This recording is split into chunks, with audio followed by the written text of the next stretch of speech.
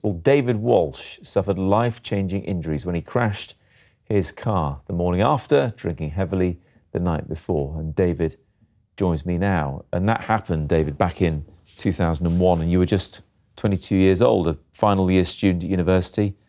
What happened? I'd been out the night before with some friends, and I knew I had to go to work the next day when I was delivering a car for a car rental company. And I was in bed by 11 o'clock, so I thought I'd be okay. And by 9 o'clock the next morning, what the pictures you've seen, that had happened. I spun the car into another car coming the other way, and that was the car I was in. It exploded, and two gentlemen pulled me out of there.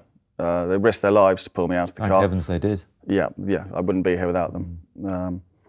I suffered 40% burns, snapped nerves in my neck that supply my arm, which caused me lots of nerve damage, caused me a lot of pain, which I have to take painkillers to this day, very strong painkillers every day. Do you remember how much you drunk the night before? Not really. I was in denial for a while about how much I had drunk. Yeah. I'd say at least 5 pints and a few shots as well. But you were trying to do the right thing. You thought, going to bed relatively early for a night out, 11, and then, sleeping for, what, 7, 8 hours, something like that? Yes, yeah. It was at 9 o'clock that happened. I was at work at 8 o'clock, so...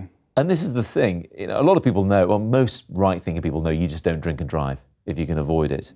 Well, not even if you can't avoid it, you just shouldn't do it.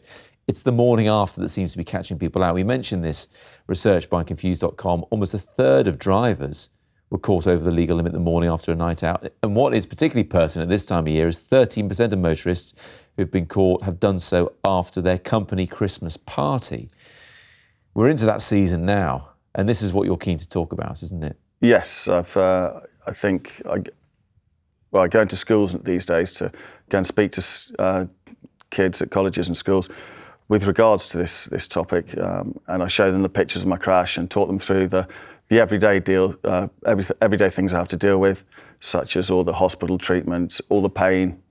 That's the stuff you can see, the obvious stuff, if you like. But there's the unseen stuff as well. Things like I find it very difficult. I can't really go sunbathing.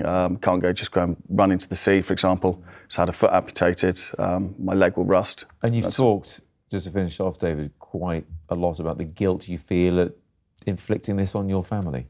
Yes, I've put my parents through it, put my friends and family through it. I'm in a lot better place than I was. But yes, it's far from ideal. I have massive regrets about that, but I can't change it, so you just have to remember it can still affect you the morning after. Even, try as you might, and you think you're doing the right thing, it's just worth knowing, isn't it? You perhaps leave it another day and then you're probably safe. Yeah, if in doubt, don't drive. Many thanks indeed. Thank you.